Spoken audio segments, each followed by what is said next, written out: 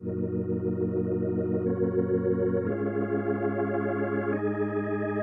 run an excellent internship program here, he says quietly.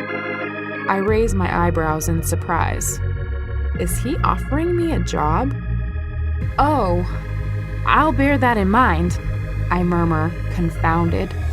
Though, I'm not sure I'd fit in here. Oh no, I'm musing out loud again. Why do you say that? He tilts his head to one side, intrigued, a hint of a smile playing on his lips. It's obvious, isn't it? I'm uncoordinated, scruffy, and I'm not blonde. Not to me.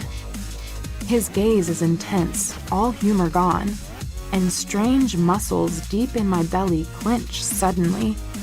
I tear my eyes away from his scrutiny and stare blindly down at my knotted fingers. What's going on? I have to go. Now. I lean forward to retrieve the recorder.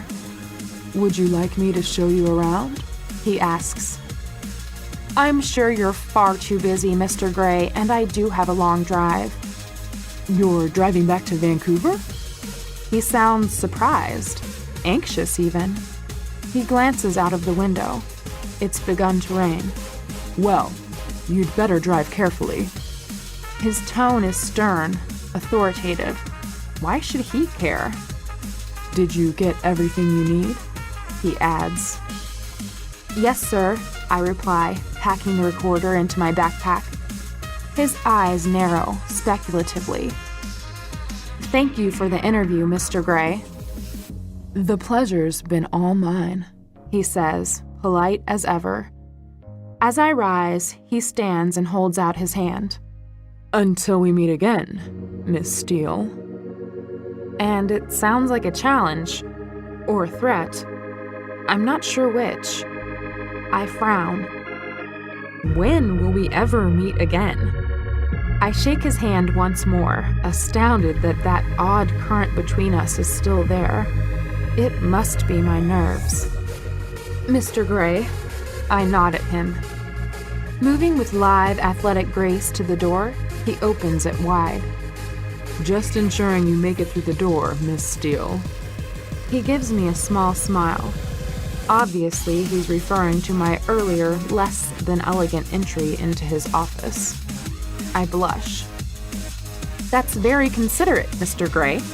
I snap, and his smile widens.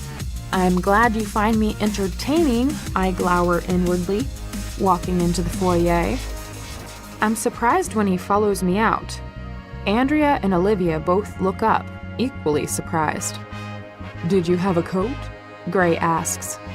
A jacket. Olivia leaps up and retrieves my jacket, which Gray takes from her before she can hand it to me. He holds it up and, feeling ridiculously self-conscious, I shrug it on. Gray places his hands for a moment on my shoulders. I gasp at the contact. If he notices my reaction, he gives nothing away. His long index finger presses the button summoning the elevator, and we stand, waiting, awkwardly on my part, coolly self-possessed on his. The doors open, and I hurry in, desperate to escape. I really need to get out of here.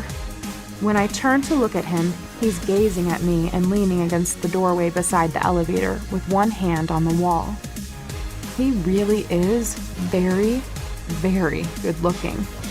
It's unnerving. Anastasia, he says as a farewell.